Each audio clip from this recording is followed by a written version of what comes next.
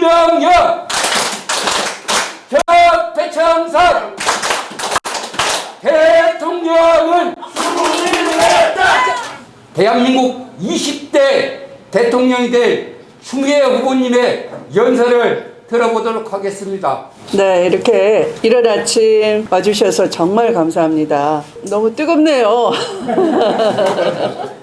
제가 슈퍼위크를 지나면서 두 자릿수가 됐죠. 워낙 추윤 갈등이라고 부추기고 언론이 저를 가두니까 여러분 빼놓고는 다 오해들을 하셨어요. 개혁을 하지 않으면 안 되겠다. 개혁도 다 때가 있는데 지금 놓치면 못하겠다. 대통령도 촛불 대통령, 국회도 180석, 또 제가 다 회부를 해서 요소요소의 암덩어리를 적폐를 다 들추어냈잖아요. 이걸 다시 덮어버리면 어떻게 되겠어요? 더 악성종양이 돼서 우리 국민을 해치겠죠? 그래서 다음 세대에게 발목을 잡게 하겠죠. 앞으로 나아갈 수 없게 하겠죠. 그래서 제가 다시 깃발을 들었을 때 가장 먼저 달려와 주시고 응원해 주시고, 두 번째 꽃바구니라고 하시는데 꽃바구니 제가 힘들 때 보내주시고 더 잘하라고 또 보내주시고 반갑다고 보내주시고 이런 여러분들이 계시기 때문에 제가 지지율이 두 자릿수로 치솟았으니 저는 마이너스 20에서 시작한 거예요. 우리 호남은 시키는 대로 하지 않아요. 지역위원회가 아무개 찍으라 라고 한다고 할 사람 아무도 없어요. 왜? 지역위원장은 자기 줄 서서 하는 말이고, 눈치 보여서 하는 말이고,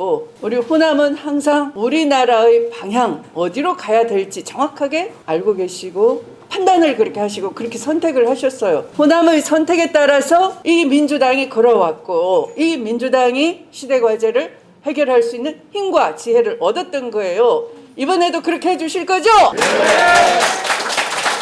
호남이 제대로 선택하면 검찰개혁 해낼 수 있습니다. 호남이 제대로 선택하면 개혁 대통령 발판을 마련해 줄 수 있습니다. 어떤 분들은 그래요. 추미애 후보는 2등하고도 한참 차이가 많이 나는데 되는 사람 밀어줘버리자 이렇게 얘기를 하는 거예요. 우리가 촛불 대통령을 뽑아도 대통령 주변에 계신 분들이 우리 다음 대통령한테 미루고 우리는 안전하게 갑시다. 그렇게 자꾸 대통령한테 아침 저녁 그런 의견을 제시하고 날마다 여론조사, 조중동이 만들어낸 여론조사, 혐오감 불러일으키고 대통령 일 못한다, 잘하고 있는데도 일 못한다, 그렇게 엉터리 기사, 왜곡된 기사 써가지고 민심을 교란시켜서 나온 결과가 그 여론조사인데, 그 여론조사 가지고 대통령한테 이거 보십시오, 지지율이 내려갔으니 천천히 가야 됩니다, 검찰개혁하면 안 됩니다, 필요합니다, 사람들이 민생하라 그럽니다, 자꾸 그렇게 얘기하면 대통령도 할 사람이 없구나, 나를 받쳐줄 사람이 없구나 의기소침해지시는 거예요.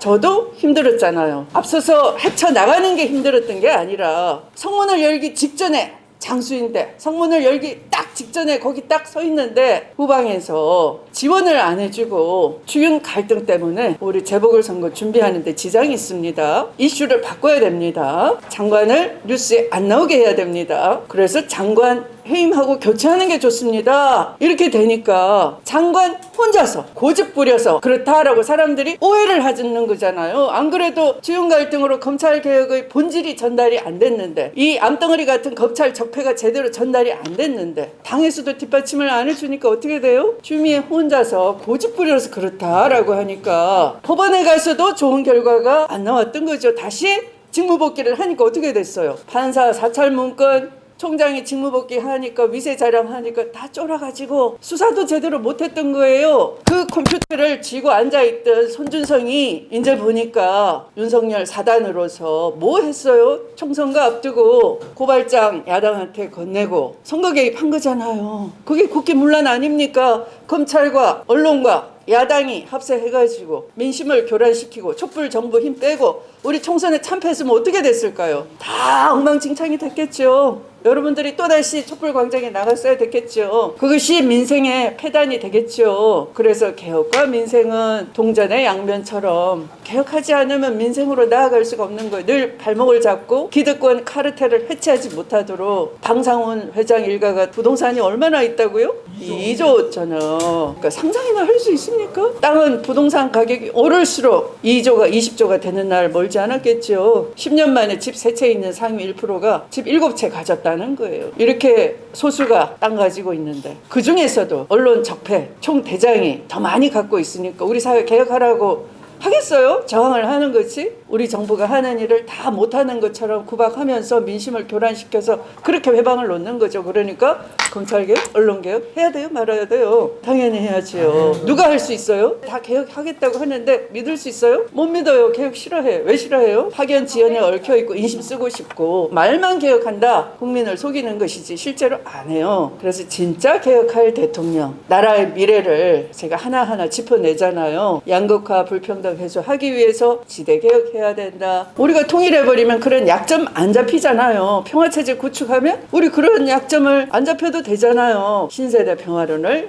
유일하게 얘기했던 후보가 여야 간에 통틀어서 저 추미애뿐이에요. 딴 사람들은 그런 얘기 못해요. 왜? 중도층 안 붙는다고. 근데 중도층은 뭡니까? 중도층은 아무 판단이 없는 사람이 아니고 좌와 우의 중간에 낀 사람이 아니고 그들도 다 판단이 있어요. 다만 이분들은 정치가 생산적이냐 그걸 보는 거예요. 180석 갖고 있는데 아무것도 안 해요. 그러면 중도층이 안 붙죠. 일 안 해서 안 붙는다. 개혁 안 해서 안 붙는다. 이게 정확한 분석인데 야합을 안 해서 타협을 안 해서 너무 세게 개혁을 해서 표가 안 붙는다.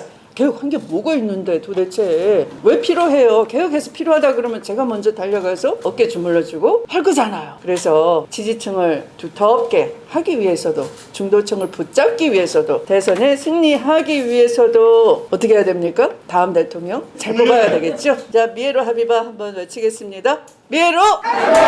네, 감사합니다. 대통령령 전대천사 대통령은 후보님 이거 꼭 기억해 주십시오. 저희의 강양 시민들은 이런 것들에 대해서 네, 잘 알고 있습니다. 예, 관심 좀 가져주시고 꼭 TV 토론에서 광양 좀 언급해 주십시오.